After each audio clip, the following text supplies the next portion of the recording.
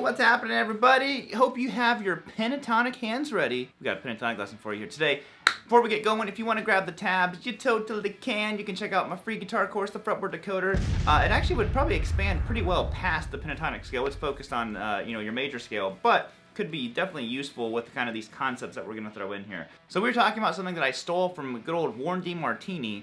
It's a really cool pentatonic pattern. Basically everything I played in the intro, that was all pentatonic aside from the flat 5 that I threw in there.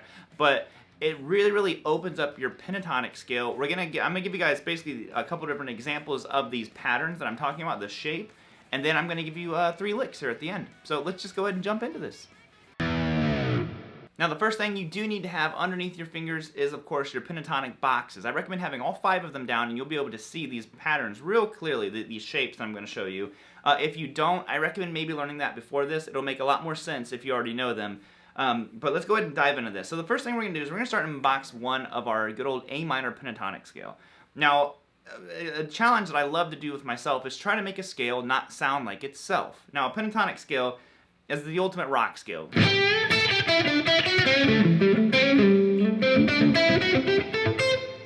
Kind of hard to not make it sound like a pentatonic scale. So what I discovered was, and it was from, there's a Rat song called Lovin' You's a Dirty Job, and Warren D. Martini does this lick. He goes,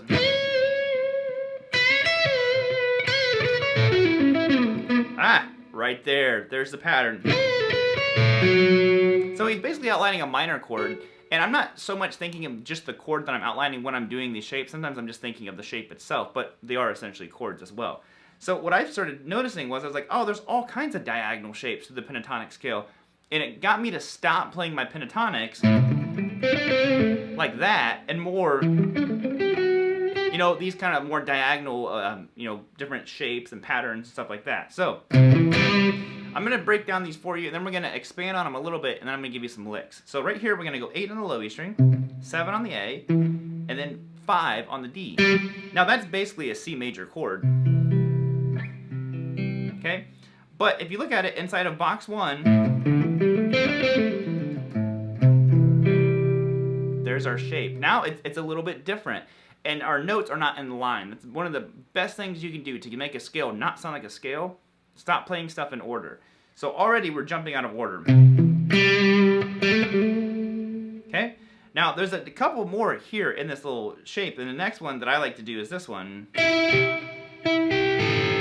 Okay? Now this is simply going to 9 on the G. This is basically reaching up to box 2 a little bit, so 9 on the G, 8 on the B, and then 5 on the high string. Okay? So there's another little shape there. Oh. There are more. I'm just kind of Reader's Digesting it for you right now. And I like to do that a lot, where I'll take a normal pentatonic lick. You can see how it breaks it out of that, standard kind of sound. Now the other one I want to do is right here. Another C major triad. We're going to go 10 on the D string, 9 on the G, and 8 on the B. Now, again, this is all out of box number 2. So kind of recalibrate your, visualization, that's hard to say, on the fretboard, and look at box number 2 now of A minor. Okay, so there's our first note. There's that one. Boom, another diagonal shape. And like I said, I use these all the time, so you can take your standard lick,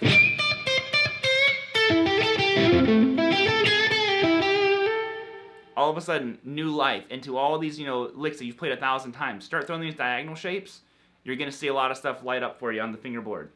Like one of those fret light up guitars. You start seeing the fret, just the dots light up, and I'm like, oh, I'll do this instead of this, the same way I've done it 1,000 times. Now, the other one I'm going to show you right here is I have 2 more that I'll break down for you. And this is just going to go essentially combining box 2 and box 3. So let's kind of like look at box 3 for a second. Box 2. Okay, so I'm combining these 2 now with this. So, first note, second note, So essentially what happens is with each of these, you get a note that is exclusive to one box. So I'm going to call this 12th fret a box 3 note. You have a shared note that is between box 2 and box 3. And then this one is only in box 2. Okay?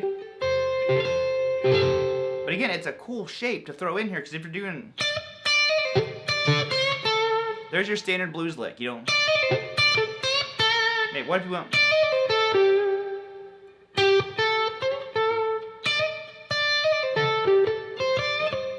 You know, something I'm making up on the spot, but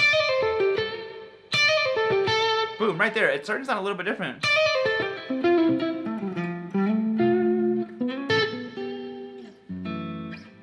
So on. See, my ear's starting to take over now. I'm like, oh, but I could do this and this and this. So that's how I know when something is expiring. Sorry, I thought I was gonna cough.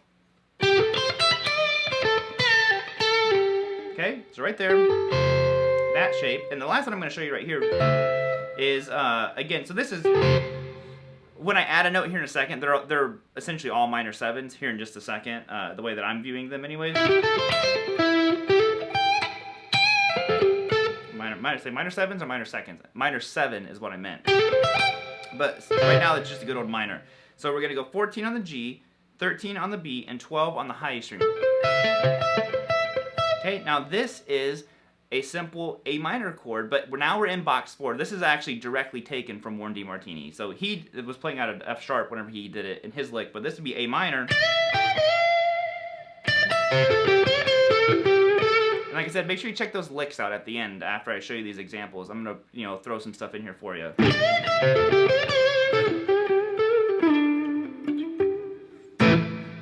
Okay. So like I said, this one's out of box 4.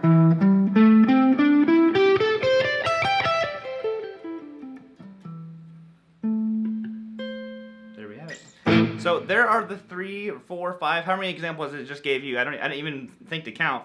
But let's add a little bit to them here with section number 2. Okay, so now we're going to give them a little bit more flow, and this is how I like to do them. I lead into them with the hammer on a lot of the times, and I'm going like this.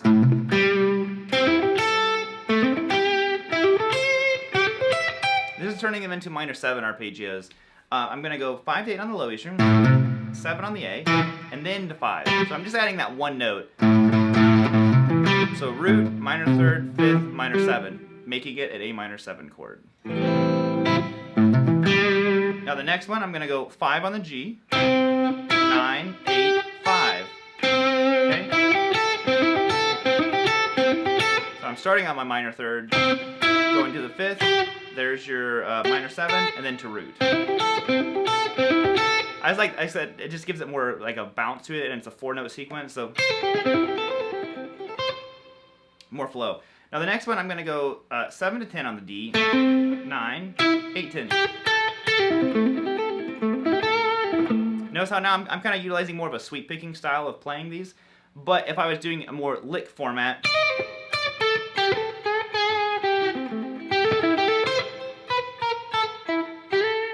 well, maybe I would still do it. I don't know. But there's that one as well. Now this one I'm going to go 9 to 12 on the G. I'm adding that E note right there, that 9th fret on the G. 9, 12, 10, 8.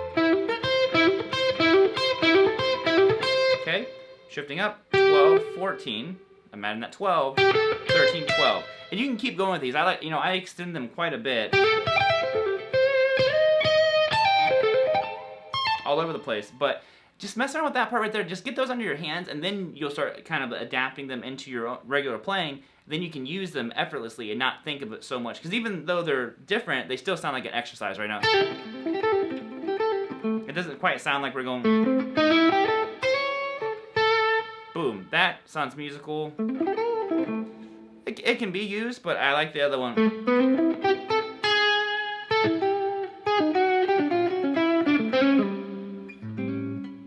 So let's give you guys some licks. So lick number 1, I'm just simply going to tweak a little bit of a standard kind of pentatonic lick and just add this little arpeggiated feel to it with these diagonal patterns. So we're going to go like this. One more time. Okay, so basically I'm bending 8 on the B string up a full step. Then I go 2-5 on the high string. Then I go 8, pull off 5 on the B. Again, we're very traditional right now. Go to the 7 on the G. That right there is a pentatonic lick in itself. You've heard these licks before. Now, instead of continuing down that good old like pentatonic road, I breach out and I go like this. I reach out. So 5 to 9 on the G, 8, and then I go to 5. It just tweaks it a little bit. Like your ear probably perks up and you're like, what was that? You know. Maybe if I play it cleaner, geez.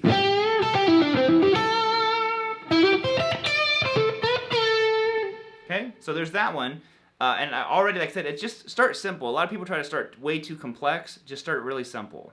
Now this one is a spin-off of that Warren D. Martini lick I was telling you about.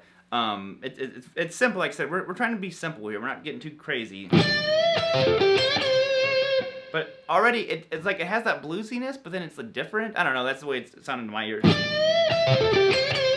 So basically, I'm bending 15 up on the B, full step. Here's that little diagonal shape. 12, 13, 14, back to 12 on the G. So then I'm gonna bend 13 on the B, up a full step, then let it come back down, and that's the lick. So you can resolve it if you want.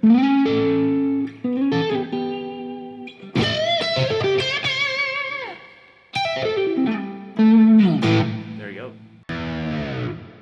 So the last one, I thought I'd spice it up a little bit for you. We go like this. That's where my initial inspiration came from, that standard pentatonic lick. I'm gonna go like this. Okay? Oh, maybe.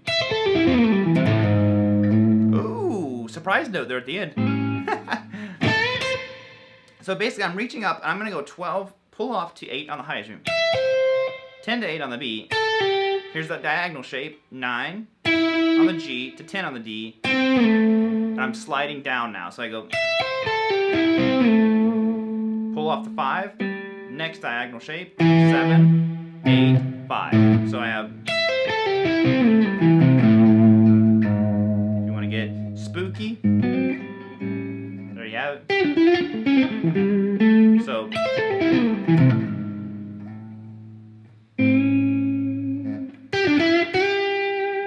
do it all over the place. It's super, super easy. Alright, home diggity dogs, that is going to be it. Like I said before, make sure you get the tabs. Like I hope you guys enjoy this. I'm going to be putting a lot more lessons out here. They're probably going to be weekend lessons on Saturdays and Sundays is what I'm shooting for. But like I said before, get the free guitar course, all that good stuff, tabs. And if there's lessons that you are interested in, if you're here at the end of the video, leave a comment down below. And I am more than happy to take your guys' suggestions. Later, homies. Whoop!